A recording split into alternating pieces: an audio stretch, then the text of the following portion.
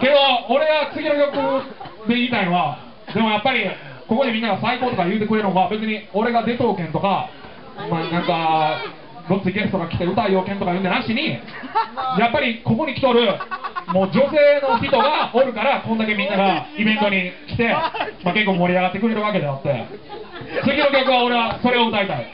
聴いてください。リンチャポン。